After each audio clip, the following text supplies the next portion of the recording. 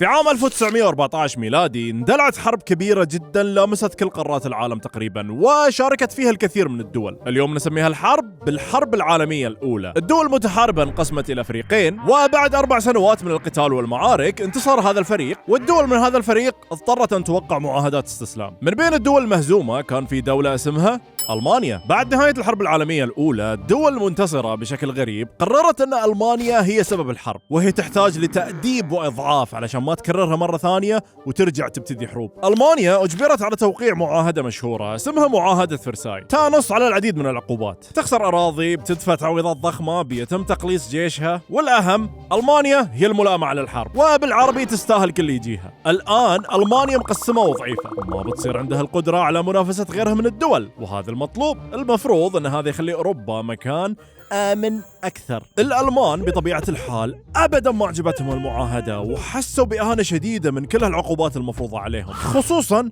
موضوع لوم الحرب. أبدا ما كانوا يشوفونه عادل. لكن بالرغم من الاحتجاجات والاعتراضات، ولأن الخسران ما يقدر يتشرط واجد، ألمانيا انصاعت للمعاهدة وحاولت لعدة سنوات تبين حسن نيتها وتصير مؤدبة وتلتزم بشروطها. يمكن إذا شافوها الدول المنتصرة تعاني بيتعاطفون معاها ويستوعبون أن المعاهدة ظالمة وتحتاج تعديل. مسكينة أنا مسكينة. هذا كانت خطة ألمانيا. فبدأت أيضا تحاول ترجع للمجتمع الدولي من جديد. وقعت الاتفاقيات والمواثيق مع الدول الثانية علشان تعترف بحدودها الجديدة وأنها ما بتدخل في حروب لحل خلافاتها مع أحد، وانضمت أيضا إلى عصبة الأمم. استمرت ألمانيا على هالوضع، تجامل وتدفع فلوس وتسمع الكلام، إلى أن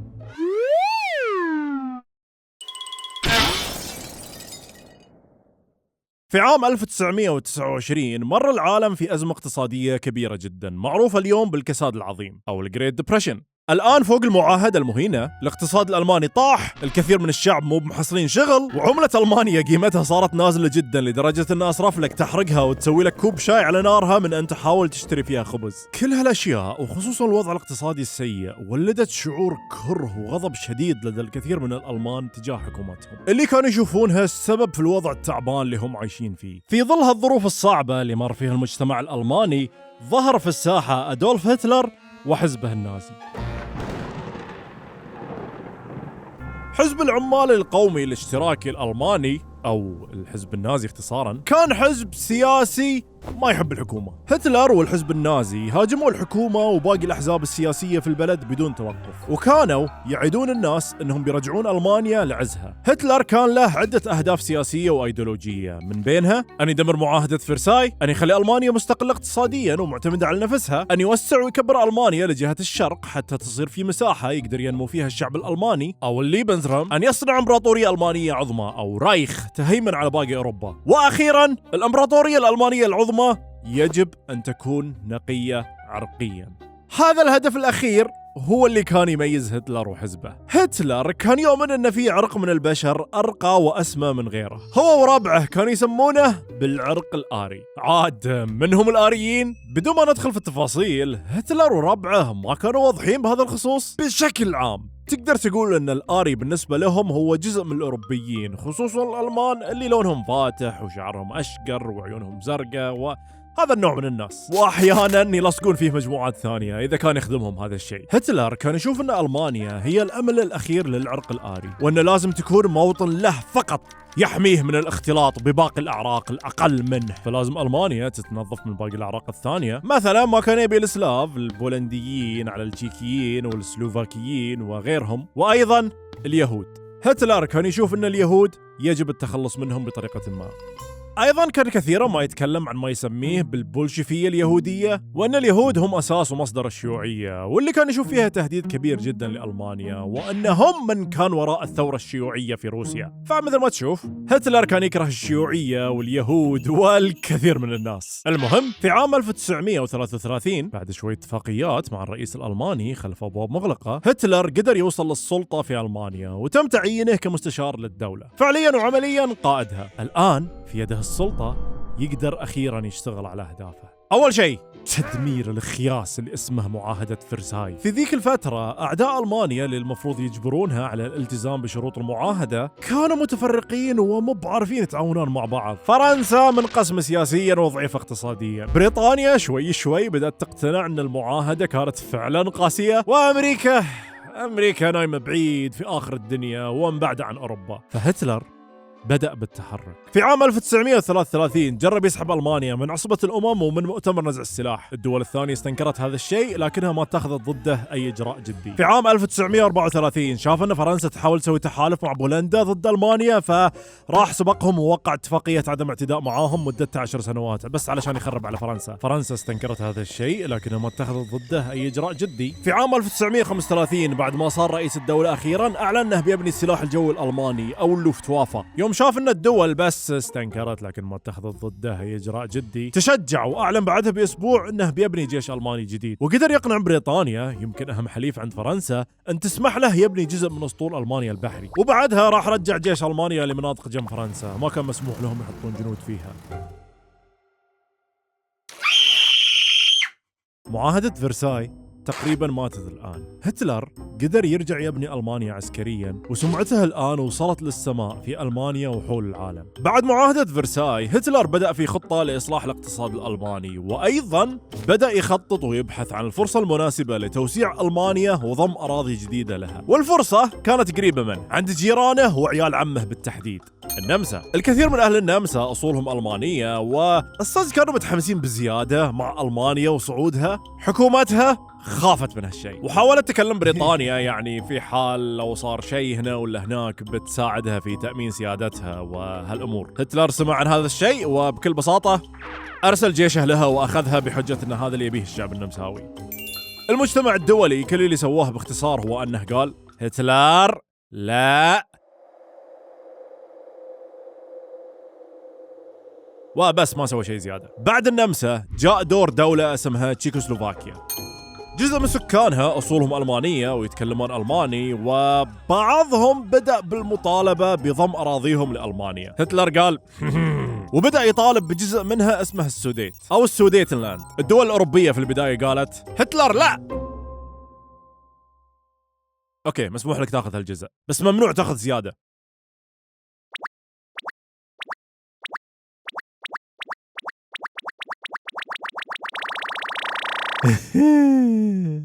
إن شاء الله. هتلر راح واحتل باقي تشيكوسلوفاكيا والبلد تقسمت بعدها. الحلفاء قالوا هتلر. من بعد هالحادثة فرنسا وبريطانيا قالوا اوكي هذا الرجل ما تقدر تاخذ منه لا كلمة ولا وعد. إذا لمس أو قرب من بولندا واللي بينه وبينهم ميثاق عدم اعتداء خلاص ما ينفع له حرب. هنا هتلر سوى شيئين مهمين. راح وقع تحالف يعرف بحلف الصلب أو الباكت اوف ستيل مع إيطاليا وقائدها بونيتو موسوليني. باختصار يقولون فيه أنهم أصحاب وبيتساعدان في حماية بعض. وأيضا اجتمعت حكومته مع حكومة الاتحاد السوفيتي بقيادة جوزيف ستالين ووقعوا معاهدة عدم اعتداء واتفقوا فيها بالسر أن كل واحد منهم بياخذ جزء من بولندا لنفسه. المعاهدة أبدا ما كانت منطقية. الألمان والسوفييت أعداء فكريا وأيديولوجيا وما يشتهون بعض، لكنها كانت مفيدة للطرفين فتوصلوا لاتفاق. هتلر كلم صديقته واللي أبدا ما كانت جاهزة أنها لازم تستعد للهجوم على بولندا، ومباشرة بدون أي تأخير في خطوة غيرت مجرى التاريخ إلى الأبد.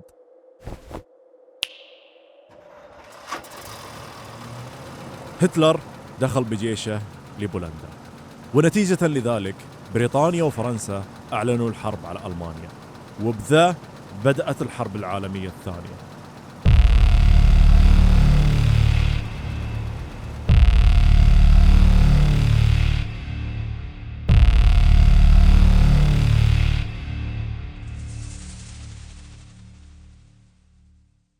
احتلال بولندا جاء بسرعة كبيرة وبقوة كاسحة. في هذا الهجوم الجيش الألماني بدأ بقصف جوي عن بعد، وبعدها بسرعة لحقه هجوم أرضي بدبابات ومركبات. الألمان ما كانوا يبون يعلقون في حرب خنادق نفس الحرب العالمية الأولى، فهدفهم كان أن قواتهم لازم تتحرك بسرعة بسرعة بسرعة وما توقف. فاجأ خصمك واهجم عليه بسرعة البرق ولا تعطيه مجال يسوي أي شيء أو يجهز أي دفاعات. الاستراتيجية ذي في الهجوم صارت تسمى بعدين بالبليتسكريغ، بالعربي الحرب الخاطفة أو حرب البرق. الشرق، وهي اللي اشتهر فيها الجيش الألماني في الحرب العالمية الثانية. البولنديين ما كانوا ضعفاء، بس ما قدروا يسوون شيء قدام هجوم ألمانيا السريع. في أسبوع واحد ألمانيا وصلت لعاصمة بولندا. بعدها بفترة قصيرة الاتحاد السوفيتي حسب اتفاقهم مع ألمانيا دخل بولندا جهة الشرق،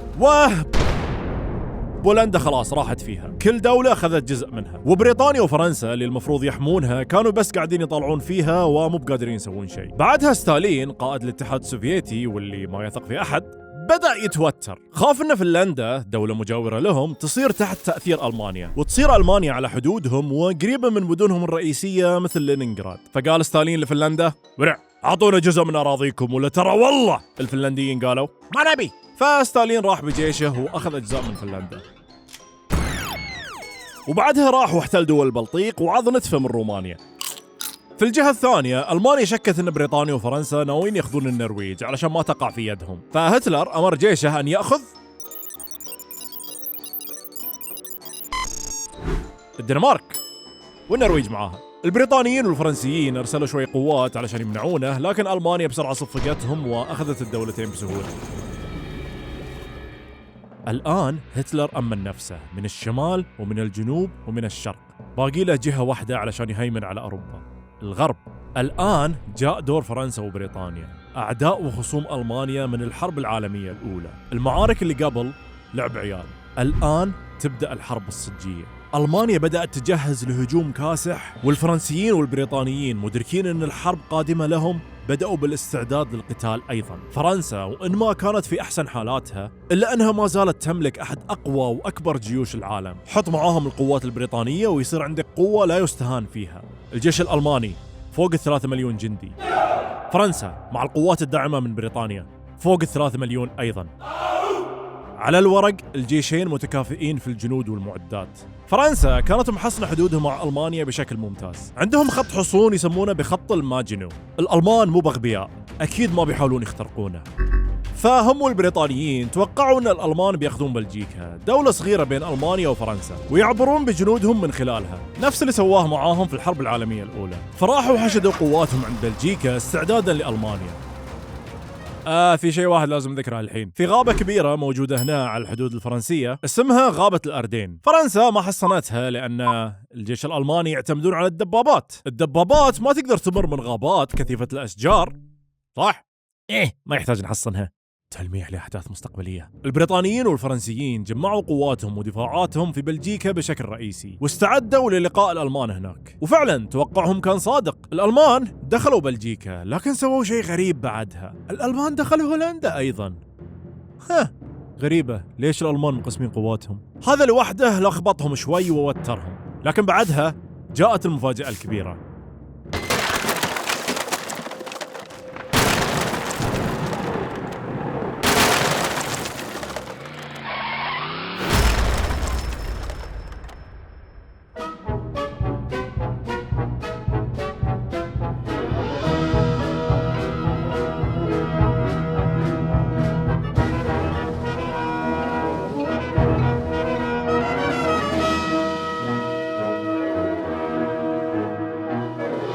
على عكس توقع الفرنسيين، الألمان ما هاجموهم من بلجيكا فقط.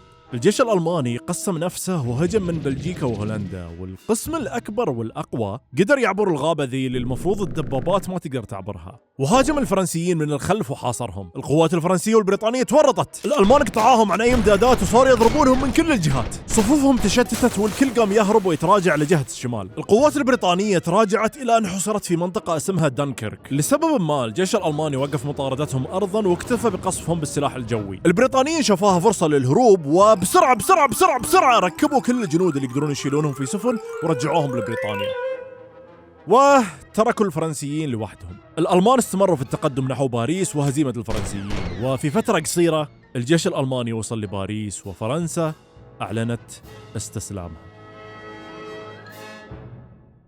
كان انتصار كاسح للألمان. فرنسا اللي ظلت ألمانيا تقاتلها لمدة 4 سنوات في الحرب الأولى، في هالحرب سقطت في 35 يوم فقط. هتلر نفسه ما كان متوقع أن يفوزون بهالسرعة، فبسرعة راح باريس وراح ياخذ كم صورة هناك. ألمانيا أسست حكومة جديدة موالية لها في فرنسا واحتلت جزء منها، وخلاص باريس صارت ملهى وملعب للألمان. في هاللحظة هتلر كان هو المهيمن في أوروبا.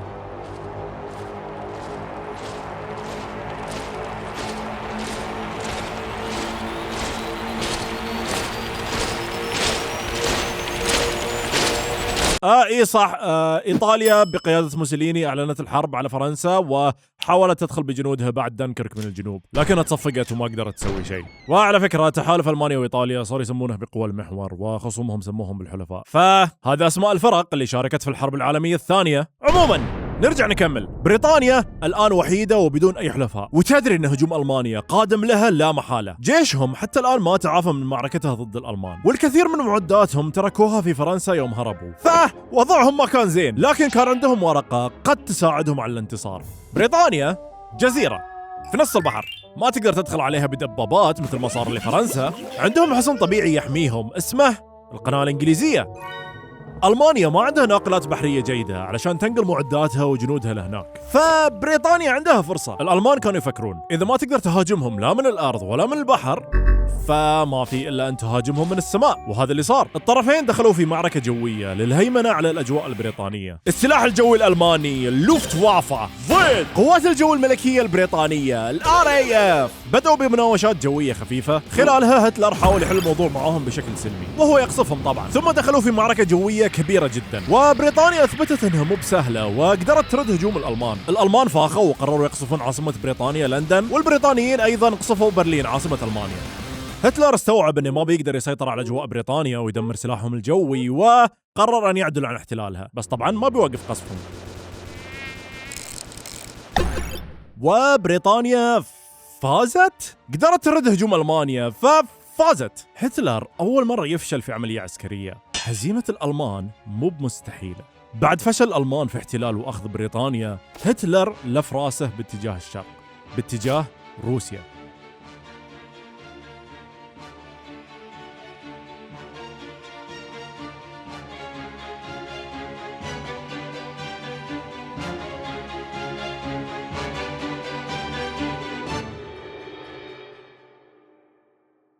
لكن قبل لا نروح لروسيا، خلونا نمر بسرعة على إيطاليا ونشوف ايش كانت تحاول تسوي حول هالفترة من الحرب. إيطاليا كانت من الدول المنتصرة في نهاية الحرب العالمية الأولى. حلفائها وعدوها بأن يعطوها بعض الأراضي بعد نهاية الحرب، لكن مثل ما يسوون المستعمرين في العادة، سحبوا عليها وما أعطوها شيء. الإيطاليين زعلوا وصاروا ناقمين على الحلفاء، ومن هنا طلع موسوليني، قائد إيطاليا الأصلع اللي يحب يفسخ قميصه وصديق هتلر. موسوليني كان يرغب في إعادة مجد إيطاليا وإعادة بناء إمبراطورية الروم من جديد. الروم ما غيرهم يبي يرجع حكمهم. فبعد ما شاف صديقه هتلر يفوز وينتصر وياكل الأخضر واليابس، شاف أنه حتى هو لازم يبدأ بمشروعه قبل لا يفوته كل شيء، ومن هنا بدأ يتحرك عسكريا ويدخل في الحرب. الآن خلونا نشوف خريطة للأماكن اللي كانوا يحكمونها الروم. تشوفون كل هالمناطق، شمال افريقيا، جهة اليونان. موسوليني باختصار كان يبيهم. شمال افريقيا كان مستعمر من الاوروبيين في ذيك الفترة، بريطانيا ماخذة مصر، ايطاليا ماخذة ليبيا، وتونس والجزائر واغلب المغرب تحت حكم فرنسا، وباقي افريقيا مقسم بين الاوروبيين. موسوليني بدأ بكم اشتباك مع القوات البريطانية في جزيرة مالطا في البحر المتوسط وفي شرق افريقيا، لكن اول مواجهة كبيرة لهم كانت يوم ايطاليا هاجمت واحتلت اراضي الصومال، مستعمرة بريطانية في ذاك الوقت، وانتصرت على البريطانيين هناك. اوكي، في شيء لازم تعرفونه عن موسوليني قبل لا نكمل. موسوليني كان دائما يتصرف من نفسه بدون ما ينسق مع حليفه هتلر. راح من نفسه شن حملة على مصر علشان ياخذها من البريطانيين، وفشل فشل ذريع جدا لدرجة ان البريطانيين اخذوا جزء من مستعمراته في ليبيا واسروا الكثير من جنوده.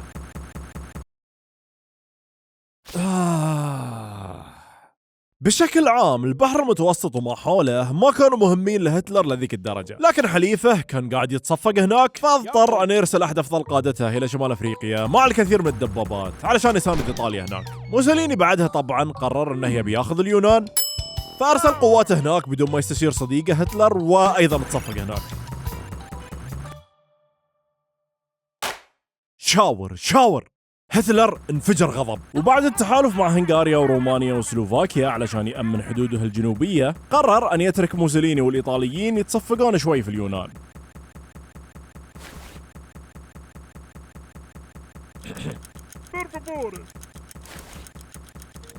لكن بعد فترة أرسل قوته هناك بعد ما أقنع بلغاريا تنضم لقوى المحور واحتل يوغوسلافيا علشان يمر منها، وقدر يهزم القوات اليونانية المدعومة من بريطانيا وينقذ الإيطاليين. وبعدها الألمان والبريطانيين تقاتلوا في جزيرة اسمها كريت، الألمان انتصروا عليهم. اوكي، مرينا على إيطاليا. يلا نرجع نكمل مع ألمانيا. بعد الهجوم الغير ناجح على بريطانيا في الغرب، هتلر قرر أن حان الأوان ليبدأ بمشروعه الرئيسي: سحق الاتحاد السوفيتي والشيوعية في الشرق وصناعة وطن جديد للألمان هناك. من بداية مسيرته لو تتذكرون، عدو هتلر الفكري كان دائما الاتحاد السوفيتي، الشيوعية، البولشفية اليهودية بحسب تعبيره. ما يهم أن بينهم معاهدة عدم اعتداء، هتلر بيدمرهم. الألمان بدأوا بالإعداد لأكبر عملية عسكرية في تاريخ البشر، عملية اسمها بربروسا.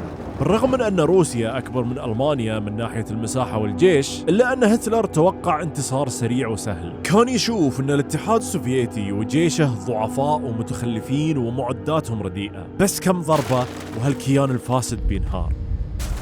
هتلر قسم قواته لثلاثة جيوش وأطلقهم على روسيا. الهجوم باغت الروس، أبداً ما كانوا مستعدين له. في أول 24 ساعة الألمان أطاحوا بعشرات الآلاف من الضحايا والكثير من الأسرى، وتقدمهم كان بمعدل سريع جداً الألمان نفسهم ما توقعوه، لأن الروس خصومهم فكرياً مو بس عسكرياً. تعامل الألمان مع الروس كان قاسي جدا. في أول شهرين لهم في روسيا سووا أشياء صعب نذكرها. الألمان واصلوا تقدمهم داخل روسيا وأخذوا أجزاء كبيرة منها، بس بالرغم من انتصاراتهم الألمان بدأوا يواجهون مشاكل كثيرة. أولها حجم روسيا كبير جدا وجوها قاسي، كل ما تقدمت فيها صار أصعب عليك تسوي خط امداد. مشكلة ثانية، الروس على فوضتهم، على عدم تنظيمهم، على كثر خسائرهم، قدروا يلحقون خسائر كبيرة بالألمان أيضا وأضعفوهم. أثناء تقدم الألمان داخل روسيا، الروس اللي ما طاحوا في قبضتهم قدروا ينظمون أنفسهم ويكونون قوات مقاومة ويهاجمونهم من الخلف. قوات المقاومة ذلين سوت مشاكل ما تخلص للألمان وبهدلتهم. أيضا الروس اتبعوا سياسة حرق الأرض، باختصار يدمرون أي شيء ممكن يفيد الألمان إذا اضطروا يتراجعون: الطرق، الجسور، المباني، الحقول. في واحد من أكثر الأشياء إبهاراً في الحرب، الروس قدروا يفككون مصانعهم في غرب البلاد برغي حديدة حديدة، وانقلاهم بعمالهم إلى شرق روسيا فوق سكك حديدية، ومنها بنوا مدن صناعية جديدة لخدمتهم. شيء مذهل أبداً ما توقعه الألمان. فبسبب كل هالأمور هجوم ألمانيا كان كل شوي يتوقف ويتعطل. الروس ما كانوا خصم سهل مثل ما توقعوا الألمان، والحرب معاهم يبدو أنها بتطول، وهذا شيء أبداً ما كانوا يبونه. في سبتمبر الألمان وصلوا أخيراً لمدينة كييف في أوكرانيا ومدينة لينينغراد. مدينة كييف قدروا ياخذونها، لكن لينينغراد حوصرت وحصارها استمر قرابة 900 يوم، واللي بسببه بيلاقي أكثر من 1,000,000 شخص حتفهم، الكثير منهم بسبب الجوع وقلة الأكل. في نهاية سبتمبر الجيش اللي في النص اتجه لموسكو، لكن الخريف الروسي ما ساعدهم، مطر وطين ومطر طين، مركباتهم باليلا تتحرك. هذا غير دفاعات الروسيين، حاولوا إلى أن حل الشتاء. الآن أنت في روسيا، في البرد، في روسيا. الجنود الألمان أبداً ما كانوا مستعدين لهذا الجو، والله كانوا متوقعين انتصار سريع، فحتى الجاكيتات ما جابوا معاهم. الروس بالمقابل هذا جوهم، هذا المتعودين عليه. جابوا قوات من سيبيريا خبيرة في القتال في الثلوج، وفي ديسمبر هجموا على الألمان جنب موسكو وقدروا يوقفون تقدمهم. والألمان ما صاروا قادرين يسوون شيء تحت هالظروف، واضطروا يوقفون عملياتهم العسكرية في روسيا إلى أن يحل الربيع ويدفى الجو شوي. هذا اللي ما كان يبيه هتلر. الألمان طول الوقت كانوا يعتمدون على الهجمات السريعة والخاطفة لهزيمة خصومهم، والأغلب كانوا يستسلمون لهم، لكن الروس قدروا يتحملون ضربات الألمان بالرغم من خسائرهم. الآن الحرب بين الألمان والروس بتصير حرب طويلة ومكلفة تستنزف الدولة، وألمانيا ما كانت مستعدة لهذا الشيء.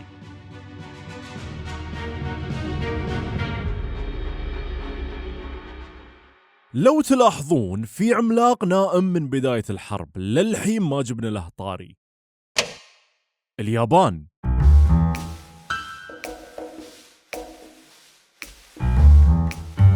اليابان خرجت من الحرب العالمية الأولى كدولة منتصرة بعد ما أخذت شوي جزر بجوارها من ألمانيا. وبعد الحرب أعطيتها الجزر زائد بعض المناطق من الصين، لكن الغرب طلب منها تقنن حجم اسطولها البحري علشان ما يصير في نزاع دايم في ذيك الجهة من المحيط الهادي.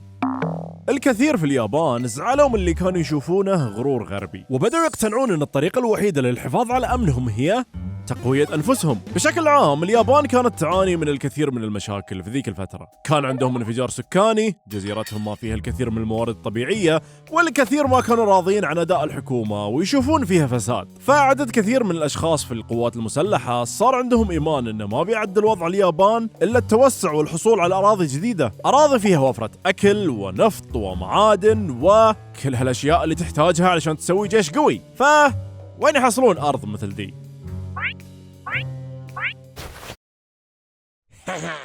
غربهم كان في منطقة في الصين غنية بالمعادن والثروات اسمها مانشوريا.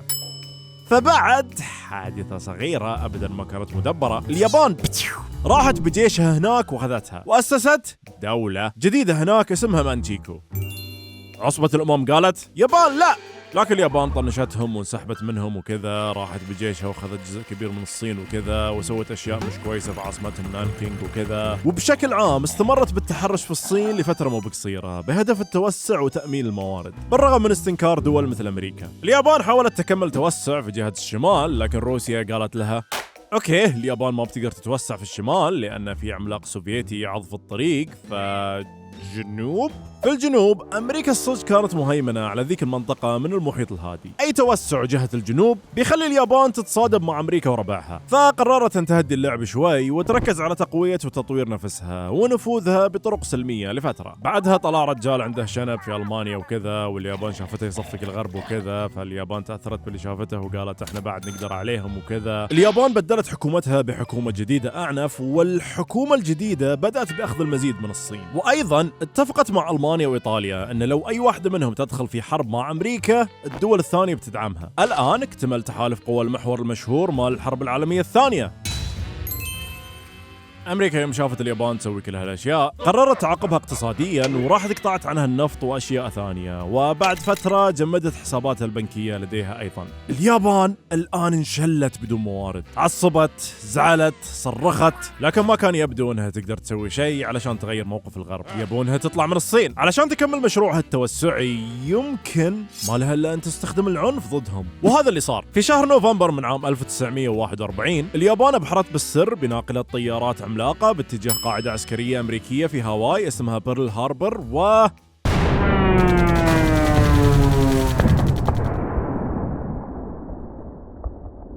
دمرت جزء مو بصغير من الأسطول الأمريكي في المحيط الهادي.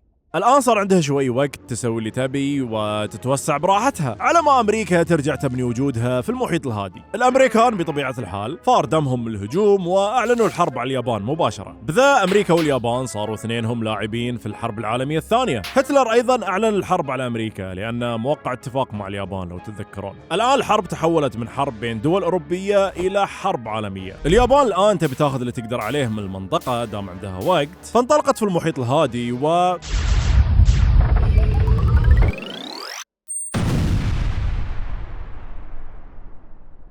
دهست الكل هناك، أخذت الكثير من المناطق. اليابان في ذيك الفترة كانت الأقوى بدون منازع في جنوب شرق آسيا، والآن البحر مفتوح لها، شو اللي ممكن تسويه؟ بينما اليابان كانت تفكر في خطوتها القادمة، فجأة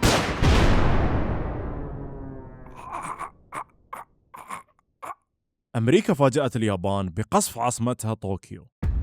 أمريكا كانت تبي توري اليابان لا تغترين بكم انتصار، ترى نقدر نضربك في عقر دارك لو بغينا. هذا الهجوم على طوكيو كان كف رجع اليابان لأرض الواقع شوي وخلاهم دفاعيين أكثر.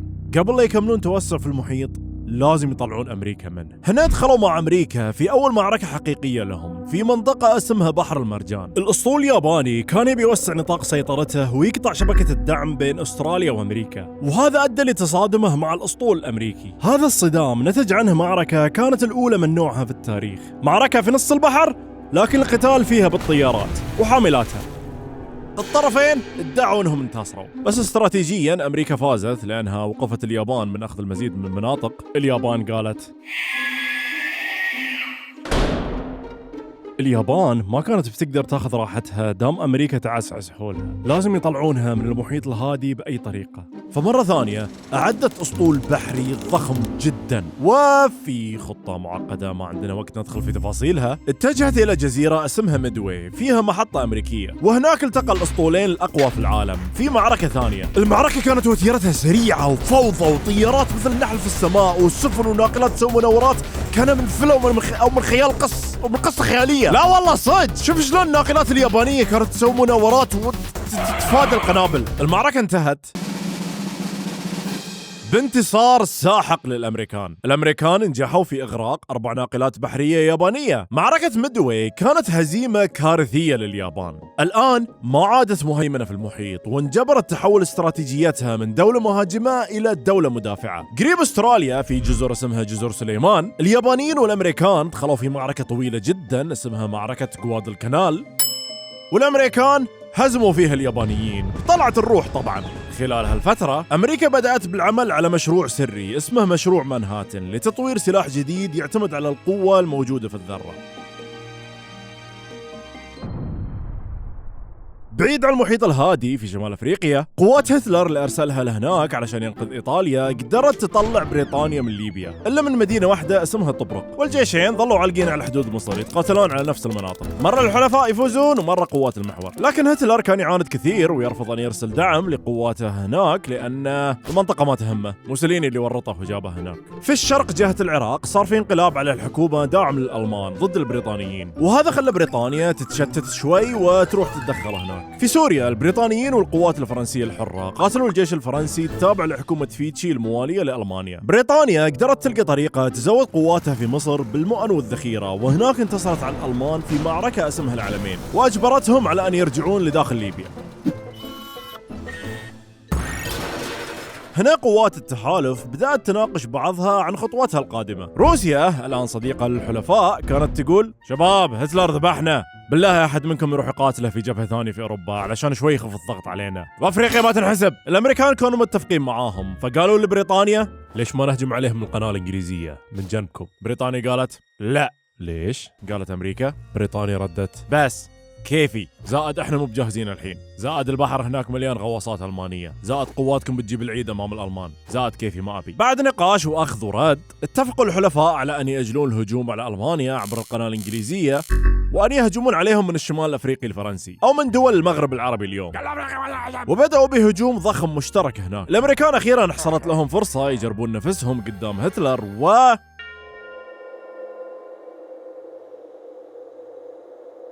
قلت لكم مو بمستعدين للألمان. قوات المحور صفقوهم خصوصا في تونس، لكن بعدها الحلفاء رتبوا أنفسهم مرة ثانية، ولأن هتلر ما زال رافض يزود قواته بالمؤن قدروا يردون بهجوم ثاني ويحاصرون الألمان والإيطاليين قريب مدينة تونس. والآن في شمال أفريقيا قوى المحور انهزموا في الشرق وصاروا مطاردين هناك، حوصروا في الغرب وأسر منهم الآلاف هناك، وخلاص فقدوا السيطرة هناك. وبذا الحلفاء فرضوا سيطرتهم على الشمال الأفريقي، والحرب في شمال أفريقيا انتهت.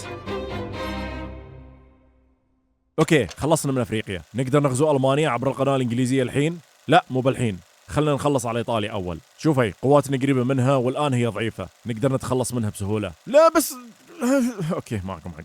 الآن هدف الحلفاء هو إيطاليا. الهجوم بدأ على جزيرة صقلية، والإيطاليين كانت مقاومتهم ضعيفة وأعداد كبيرة منهم كانوا يستسلمون بالجملة، ما حد يبي يضحي بحياته علشان موسوليني. الألمان اللي هناك بالمقابل مقاومتهم كانت شديدة جدا، لكن وبسرعة سيطر الحلفاء على صقلية. خسارة صقلية واحتمالية غزو إيطاليا نفسها أدت لشيء غريب. موسوليني حليف هتلر الرئيسي ومصدر إلهامه تم عزله عن الحكم وتكوين حكومة جديدة، والحكومة الجديدة بسرعة أعلنت استسلامها. إيطاليا أعلنت استسلامها في سبتمبر من عام 1943، لكن الألمان كانوا بعدهم موجودين فيها وما كان لهم نية يسلمون العاصمة روما، فراحوا أرسلوا المزيد من القوات لشمال إيطاليا، أسسوا حكومة جديدة شكلية هناك، وأخذوا موسوليني وحطوه قائد صوري لها. الحلفاء قسموا قواتهم وحاولوا الدخول لإيطاليا من عدة جهات، وبعد قتال طويل وعنيف وفي ظروف جدا تعيسة خصوصا للأمريكان، الحلفاء أخيرا قدروا يأخذون جنوب إيطاليا ووصلوا إلى قريب روما في أواخر 1943. 1943. بعدها القتال علق، ولا طرف كان قادر يتقدم أو يدفع الثاني، ونوعا ما الوضع صار شوي مستقر في إيطاليا. مع ذلك الحملة على الألمان استمرت، خاضوا فيها كم معركة هنا وهناك إلى أن وصلوا لروما. الألمان تركوا المدينة وتراجعوا شمال لعدة أسباب، منها أنهم ما يبون يتدمر رمز من رموز الحضارة الغربية مثل روما، وهناك حصنوا أنفسهم في خط دفاعي ثاني الآن يسمونه بالخط القوطي أو الجاثيك لاين. نرجع شوي في الزمن للوراء.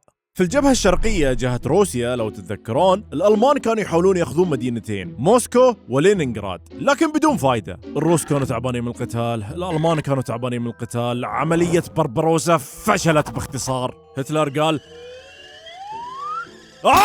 شباب تعالوا بنغير استراتيجية، بدال ما نركز على هالمدينتين واللي ما نحتاجهم أصلاً، بنبدأ بعملية جديدة تخدمنا أكثر. بننزل بقسم من جيشنا إلى جنوب روسيا، هناك في جبال القوقاز في حقول نفط نقدر نستفيد منها، وأيضاً بناخذ مدينة هناك اسمها ستالينغراد. ستالينغراد كانت مدينة صناعية تنتج الكثير من الدبابات والأسلحة للسوفييت، وتقع على أحد أكبر أنهار أوروبا واللي يستخدمها الروس لنقل وتحريك الموارد. إذا خذوها بتكون ضربة لصناعة الروس وتشيل حركتهم المائية في النهر. وغير عن ذا المدينة مسماة على اسم من ستالينغراد.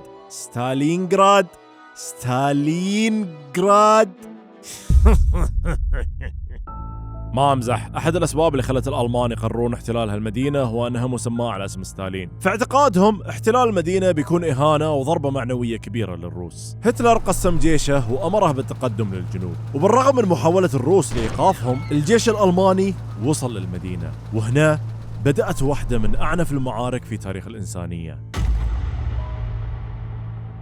معركه ستالينغراد. الألمان كانوا بياخذون المدينة مهما كلف الثمن، والروس بيدافعون عنها مهما صار. المعركة بدأت بالقصف وحصار المدينة، ثم انتقل القتال للداخل. القتال انتقل من الشوارع إلى الحواري إلى داخل البيوت. المدينة تدمرت وتحولت إلى ركام، ووسط هذا الركام القتال ظل مستمر. الجنود كانوا يتقاتلون ويتذابحون على كم متر. القناصة كانوا مختبئين في كل زاوية. ما في معركة في الحرب العالمية الثانية أزهقت أرواح بشر مثل ستالينغراد. في البداية الألمان سيطروا على 90% من المدينة، وكان يبدو أن الانتصار لهم، لكن في واحدة من أكبر الهجمات المضادة في الحرب، الروس أرسلوا عدد مهول من قوات الدعم قدرت تحاصر الألمان داخل المدينة. بعد فترة من الحصار والجوع، الألمان أرادوا الاستسلام، لكن هتلر طلب منهم القتال حتى آخر جندي. الألمان ظلوا محاصرين في الشتاء الروسي القارس لشهور بدون إمدادات، إلى أن استسلموا في شهر فبراير.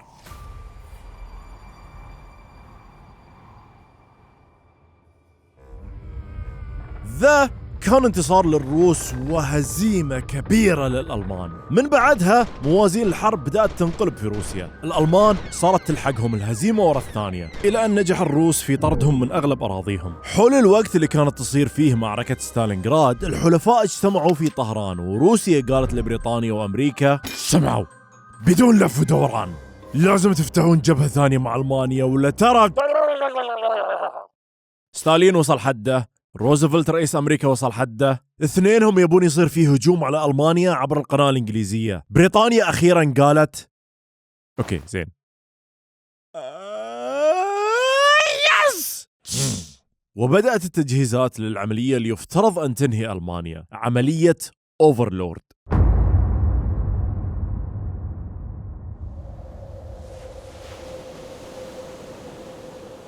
في شهر جون من عام 1944 الكل كان مستعد ومتأهب لهجوم الحلفاء البرمائي. الألمان يدرون أن في هجوم قادم من البحر، بس ما يدرون من وين ومتى. الشيء الوحيد اللي يعرفونه أن لو ما تصدوا لهذا الهجوم فمستقبل الرايخ الثالث ما بيكون مضمون. وفي يوم 6 من شهر جون في منطقة اسمها نورماندي على سواحل فرنسا، الجنود الألمان لمحوا شيء في القناة الإنجليزية.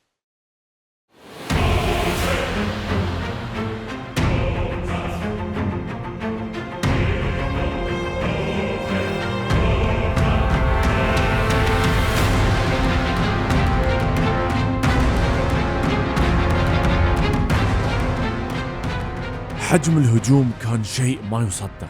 على مدى أسابيع، سفينة ورا سفينة، طيارة ورا طيارة بدون توقف. فوق ال2,000,000 جندي من أكثر من 12 دولة نزلوا بمعداتهم في شواطئ نورماندي، كلهم متجهين لفرنسا لقتال الألمان وحلفائهم. قواعد الدفاع الألمانية قاومت بشدة وقضت على أعداد كبيرة من هالجنود، لكن الكثرة تغلب.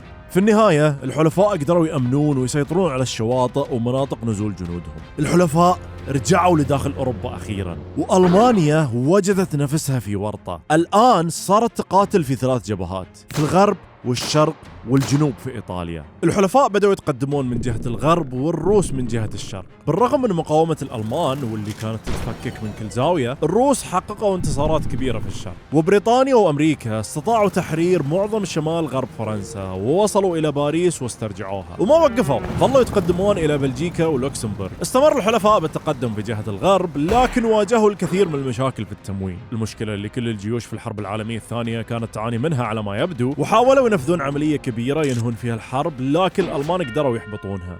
بالرغم من إفشالهم لعملية ضخمة، الألمان ما زالوا في وضع حرج جدا. ألمانيا الآن محاصرة من كل جهة وقاعدة تخسر أراضي من كل مكان. هدف هتلر الرئيسي كان ولا زال الاتحاد السوفيتي، مو بأي دولة ثانية. علشان يتفرغ له عدل لازم يتخلص من بريطانيا وأمريكا قبل. إذا ما تقدر تفوز عليهم، على الأقل ما زال عندك فرصة تجرهم لطاولة المفاوضات. كل اللي تحتاجه أن تضربهم ضربة قوية بحيث تخليهم يقولون أوكي خلاص بس خلاص نتفاوض. تتذكرون الحركة اللي سوتها ألمانيا في بداية الحرب ضد فرنسا، اللي عبروا فيها الغابة المستحيلة العبور من جنبهم؟ هتلر قرر يراهن على نفس الحركة من جديد، يبي يهجم على الحلفاء من هناك من مكان ما حد يتوقعه، ويفصل قواتهم عن بعض وياخذ منهم ميناء في بلجيكا. ضباطه اعترضوا، الكثير اعترضوا. هجوم مثل ذا ما بينجح الآن وقت الدفاع. لكن هتلر كان يائس، وفي شهر ديسمبر من عام 1944، في الوقت اللي السماء كانت مغطاة بالغيوم والثلوج تفرش الأرض، هتلر جمع كل ما تبقى عنده من موارد وأمر جيشه بالهجوم على الأمريكان عبر غابة الأردين بكل سرية، فيما سماه بعملية ضباب الخريف. الجيش الألماني اصطدم بالأمريكي وأحدث ثغرة في قواته، والجنود الألمان كان لهم السيطرة في البداية، لكن ذي كانت نهاية الهجمة الألمانية. الحلفاء صدوا الهجوم. هتلر تجاهل نصائح ضباطه وضيع آخر ما تبقى عنده من موارد على هجوم فاشل. طبع هتلر المتهور قضى على أي فرصة للرايخ الثالث في الانتصار في الحرب. الآن ما عاد يقدر يقاتل لا في الغرب ولا في الشرق. الروس أعدوا نفسهم للتوغل في بولندا، وهتلر ما عنده شيء يردهم فيه. لكن قبل لا نكمل مع هتلر، خلنا نرجع ونشوف شخبار اليابان. آخر شيء وصلنا له كان قتال بين أمريكا واليابان على جزيرة اسمها غوادالكانال، والمعركة انتهت بفوز أمريكا. من بعدها وفي الفترة اللي كانت الحلفاء وقوات المحور يتقاتلون في أوروبا وأفريقيا، اليابان وأمريكا دخلوا في مجموعة معارك للسيطرة على جزر في المحيط الهادي. وين هالجزر؟ تشوف النقاط الصغيرة المنثرة في كل مكان؟ أمريكا واليابان تذابحوا عليها، وللسبب نوعا ما جيد. هنا أمريكا، هنا اليابان، بينهم محيط عملاق اسمه المحيط الهادي. إذا واحدة منهم تبي تضرب الثانية لازم تقطع طريق طويل بالسفن علشان توصل لها، والطيارات في ذاك الوقت ما توصل. مو بعملي أن تهاجم من بلدك مباشرة، لا، الخيار الأفضل أن تسيطر على الجزر اللي في المحيط الهادي علشان تكون نقطة تنطلق منها قواتك. غير أن تأمين الجزر بيخليك تحمي سفنك التجارية في المحيط الهادي. في البداية اليابان كانت مسيطرة على الكثير من هالجزر، لكن أمريكا بما أنها حصلت على جزيرة غوادالكانال بدأوا بعملية جديدة ينطون فيها من جزيرة لجزيرة إلين يسيطرون على المنطقة ذي في المحيط الهادي ويشقون طريقهم نحو اليابان. أمريكا تهاجم واليابان تدافع. أمريكا استمرت بالتقدم وقاتلت اليابان في الكثير من الجزر، انتصرت في أغلب المعارك. اليابان انهزمت وكل جزيرة تدخلها أمريكا تقوم معركة كبرها يروح فيها الكثير من اليابانيين والأمريكان على نتفة أرض ما تنشاف على الخريطة ويمكن ما يعيش فيها إلا كم طير وسلحفاة. وقت ما كان الأمريكان يأخذون جزر اسمها الماريانا، هم واليابانيين دخلوا في معركة اسمها معركة بحر الفلبين، واليابان انمسح فيها الأرض. قسم كبير مما تبقى من الأسطول وناقلات الطائرات اليابانية تدمروا وخسروا فوق 500 طيارة. أمريكا استمرت في القفز بين الجزر والتقدم، ووصلت إلى نقطة تقدر ترسل منها طيارات لأرض اليابان نفسها. حكومة اليابان انهارت وقامت بدالها حكومة جديدة. الآن وضع اليابان جدا حرج وخطير. الأمريكان قربوا حيل من بلدهم وأسطولهم يدوب يقدر يوقف على رجلينه، لازم يلقون لهم طريقة علشان يقلبون النتيجة أو يحققون انتصار على الأقل. الحلفاء بدأوا بأخذ الفلبين واليابان ما تقدر تتركها لهم، فراحت جمعت ما تبقى عندها من أسطول ودخلوا في معركة انتحارية مع أمريكا في خليج ليتي في أكبر معركة بحرية في الحرب العالمية الثانية. الأسطول الأمريكي كان أكبر بكثير واليابان دخلت المعركة بدون دعم جوي من ناقلات الطائرات، لكن هالمرة اليابان كان عندها سلاح سري.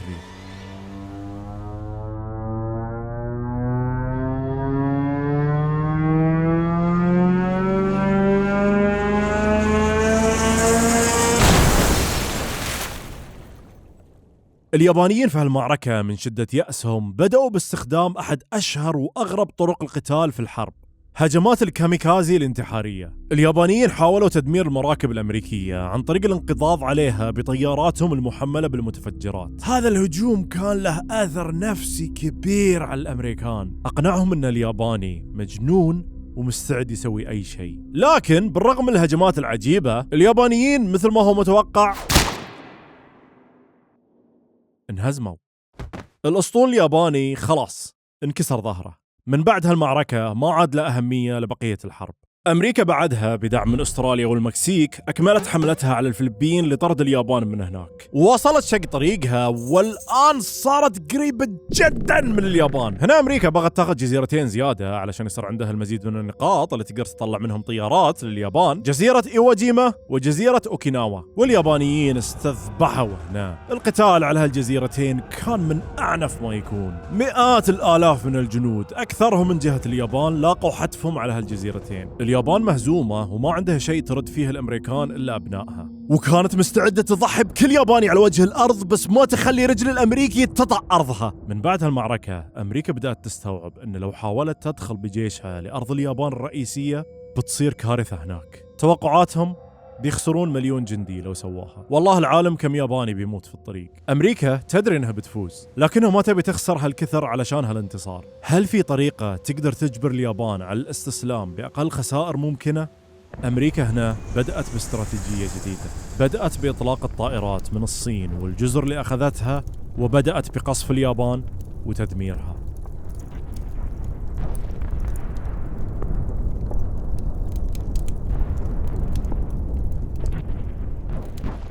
نرجع لألمانيا. بحلول فبراير من عام 1945 الروس كانوا متوغلين في شرق أوروبا وصاروا على بعد 65 ميل فقط من برلين عاصمة ألمانيا. من الجهة الثانية الحلفاء اجتازوا منطقة اسمها الراين على حدود ألمانيا الغربية، وبحلول أبريل صاروا على أبواب العاصمة الألمانية. خلال عمليات الروس في الشرق اكتشفوا أحد أكثر الأشياء المخيفة اللي صارت أثناء الحرب.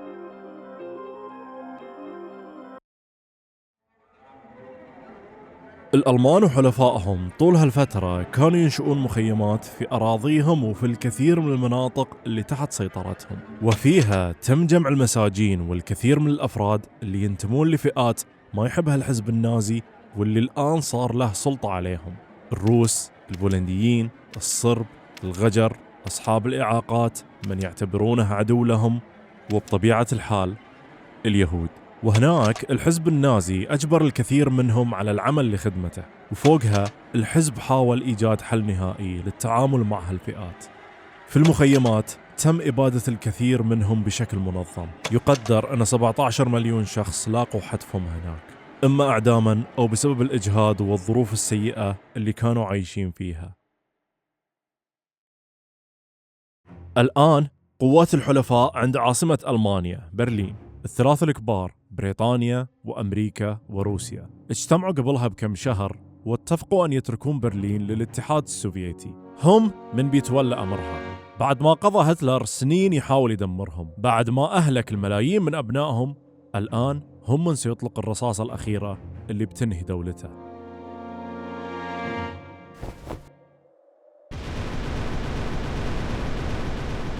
الروس بدأوا هجومهم الأخير بسيل من النار على دفاعات الألمان حول برلين، وبعدها انطلقوا بجيشهم لأخذ المدينة. بعد محاصرتها بدأوا بتدميرها وتدمير أي مقاومة داخلها. السؤال اللي كان يشغل البريطانيين والأمريكان الآن: وين هتلر؟ هل هو متخبي في مكان ما في برلين أم أنه هرب من المدينة؟ المعلومات اللي وصلتهم أن الألمان بنوا لنفسهم حصن في منطقة في الألب، فيمكن أنه مختبئ هناك، فأرسلوا الجزء الأكبر من قواتهم لمنطقة في الألب جنوب برلين اسمها بافاريا، لكنهم ما بيحصلونه هناك. هتلر ما زال في برلين تحت القصف.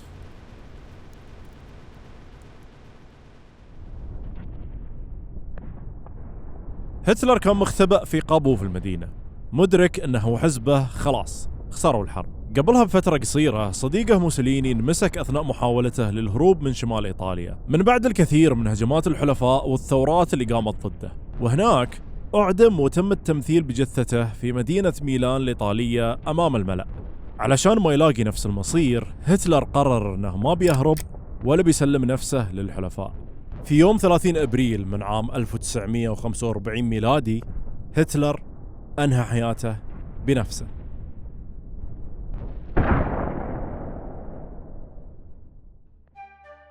وأمر أتباعه بحرق جثته حتى ما يتم التمثيل فيها مثل ما صار في موسوليني. في يوم 8 مايو تم إعلان الانتصار على ألمانيا، وبعدها بكم أسبوع عثر على ما تبقى من جثة هتلر، وبذا انتهت الحرب العالمية الثانية.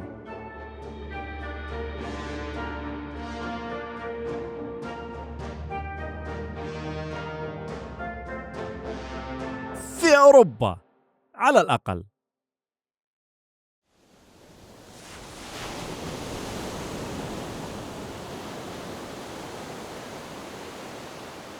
من بعد هزيمة ألمانيا بقى للحلفاء شيء واحد كبير يجب أن يتعاملون معه: اليابان. بالرغم من الهزائم المتكررة، بالرغم من قصف مدنها المستمر، بالرغم من تدمير أسطولها، اليابان ما زالت ترفض الاستسلام. أمريكا بعد تجاربها السابقة ما تبي تدخل اليابان بجيشها، تبي تنهي الحرب بسرعة وبأقل خسائر ممكنة، لكن بالمقابل ما كانوا يبون يتفاوضون معاهم. بريطانيا وأمريكا كانوا يبون استسلام غير مشروط منهم. أمريكا هددت اليابان: بنسمح لكم تملكون أراضي، بنسمح لكم تطورون صناعتكم، ولا لنا نية في أن نستعبدكم أو ندمركم كدولة، طالما أنكم بتخرجون من الأراضي اللي احتليتوها، تنزعون السلاح وتعلنون الاستسلام الكامل الغير مشروط. إما تقبلون أو استعدوا لمواجهة دمار شامل وكامل. اليابان لم تقبل.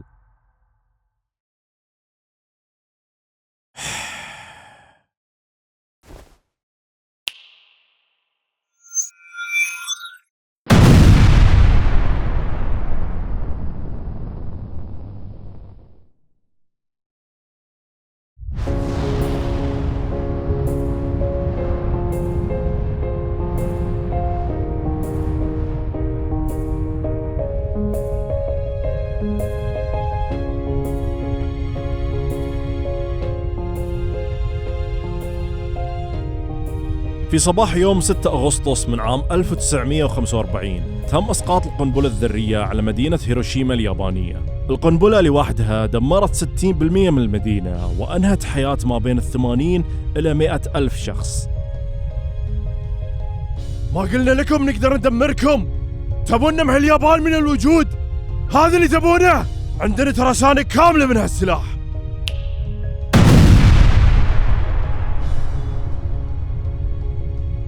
أمريكا أسقطت قنبلة ثانية على مدينة ناغازاكي علشان توري اليابان: عندنا أقوى سلاح على وجه الأرض وعندنا الكثير منه وعادي عندنا نستخدمه.